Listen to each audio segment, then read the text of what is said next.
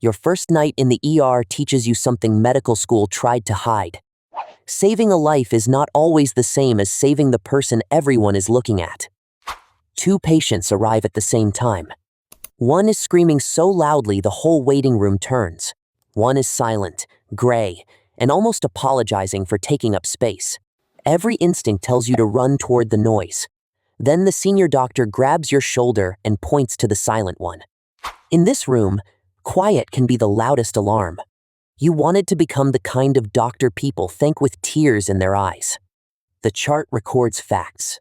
Your job is to hear danger before the facts become obvious.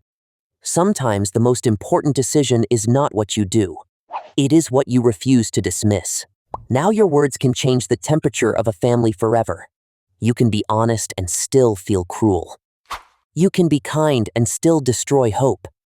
So here is the harder question. If the news is terrible, would you want the doctor to tell you everything at once or protect you from the full weight for a few minutes? You move up when one patient is no longer the whole battlefield. But the ER does not give you clean hero moments. The next level makes the entire ER your patient. Level 6. ER Medical Director.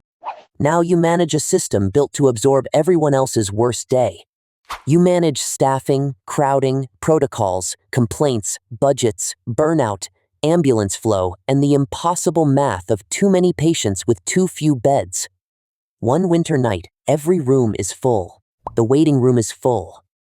Ambulances keep arriving. Upstairs has no beds. Downstairs has no space.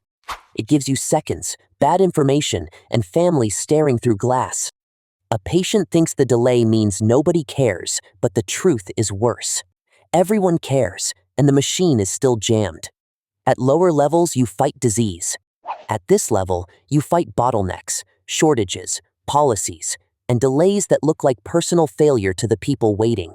The ER is where the healthcare system sends problems it has not solved yet. Now the people you protect include your staff. You watch good doctors and nurses become tired in ways sleep does not fix. You learn that burnout is not always dramatic. Sometimes it is a great nurse speaking more quietly every week. And yes, this is the debate. Today, you start at the bottom. When patients wait for hours, who do you blame? The doctor in front of you, the hospital above them, or the system that built the bottleneck? If you keep climbing, the title matters less. What remains is judgment, memory, and the strange ability to keep walking back into the room. Level 7. Veteran Emergency Physician. You have seen almost every version of panic a human body can create. You know which complaints can wait, which cannot, which families need facts, which need silence, and which normal-looking patient makes the back of your neck go cold. Years later, a new trainee runs toward the patient who is screaming. You stop them and point to the silent room. You see yourself in their face, back when urgency meant volume. By the final level, you will be trusted with every disaster in the building and haunted by the ones you could not reach in time. That is the final rule. Experience is not just knowledge. It is pattern recognition plus ghosts. The room forgets faster than you do. Outside the hospital, ordinary life feels fragile. A siren pulls your attention. A stranger's breathing changes the shape of your day. You become hard to surprise and easy to haunt. So your life as an ER doctor was never really about being fearless. It was about learning to act while fear stood right beside you. Level 1. Remember the first night, the screaming patient, and the silent one. At level 1, it felt like a trick. At level 7, you understand it was the whole job. Everyone wants a doctor who cares about them most. But the ER forces a colder question. Should a doctor save the person who suffers the loudest, the person most likely to survive, or the person who cannot wait another minute? If you started at the bottom, you wanted to save lives. If you reached the top, you learned the harder truth. Emergency medicine is the art of choosing what cannot wait and living with everything that had to. Medical student observer. The top level is not when you stop being afraid. It is when you know exactly why you should be afraid, and you still walk toward the next stretcher. You are in the ER, but not really part of it yet. You are allowed to watch the storm, not steer it. You take notes. Fetch supplies. Hold pressure when someone tells you to. Present patient stories badly. Try to look useful without touching anything important. Your first lesson comes from the waiting room. An older man has been sitting there for hours because he did not want to bother anyone. He smiles when you ask if he is okay, and that smile scares the senior doctor more than the shouting. That is the first rule.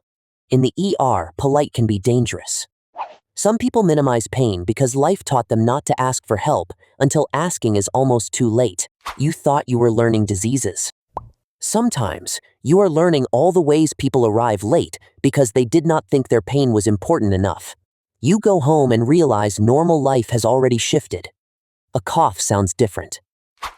A headache sounds different. A quiet person in the corner of a room sounds different. You move up when watching is no longer enough. The next time a patient crashes, someone will look at you for an answer, even if you still feel like a visitor. Level 2. Intern. Now your name is on the chart, which means your uncertainty has consequences. You order labs, call consults, write notes, recheck vitals, explain delays to families who think waiting means nobody cares. One patient looks too young to be seriously sick. Their first tests look boring. They even apologize for being dramatic. The room is full. The hallway is full. Everyone wants you to move faster. Here is the part people miss.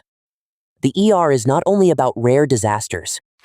It is about not missing the ordinary thing that is about to become fatal. At this level, your greatest fear is not being wrong loudly. It is being wrong politely, with perfect paperwork and a reassuring voice. You learn that confidence can be useful, but doubt keeps people alive. So you carry doubt everywhere, even outside the hospital. You move up when you stop waiting to feel ready. In emergency medicine, ready is often something you pretend long enough to become. Level 3. Junior resident. Now you are not just following orders. You are making the first call while the room watches. You evaluate chest pain, belly pain, head injuries, intoxication, panic, grief, and every version of human fear that can fit through sliding doors. One night, a family yells because they have waited too long. They are not wrong to be angry. Across the hall, another patient is too weak to complain, and their monitor is slowly telling a different story. That is when you understand the brutal rule. Tridge is not fairness. It is survival math performed in public. Someone will always think you chose wrong because they cannot see the patient you chose first. This is where the comment section should split. If you waited 6 hours, but someone who just arrived was closer to dying, could you accept being skipped? You move up when you accept that being compassionate does not mean being available to everyone at once. Level 4. Senior resident. Now you run the room before you fully trust yourself to run the room. You lead resuscitations, coordinate nurses, interns, respiratory therapy, consultants, imaging, family updates, and your own fear. A critical patient arrives and the room goes quiet in the worst way. 10 people are ready to help, but 10 people without direction can become another kind of delay. Here is the uncomfortable part. Leadership in the ER is deciding before certainty arrives. If you freeze, the room freezes with you. If you speak clearly, fear becomes a workflow. Afterward, the room gets cleaned. The floor looks normal. The chart gets signed. But your body still remembers every second because adrenaline leaves before memory does. You move up when people stop asking who is supervising you and start asking you to supervise everyone else. Level 5. New attending. You are now the final name on the chart. The safety net has your face. You see the sickest patients, the vague patients, the angry patients, the lonely patients, and the ones who terrify everyone because nothing quite makes sense. A patient says they just feel off. The numbers are not dramatic. The smile is normal.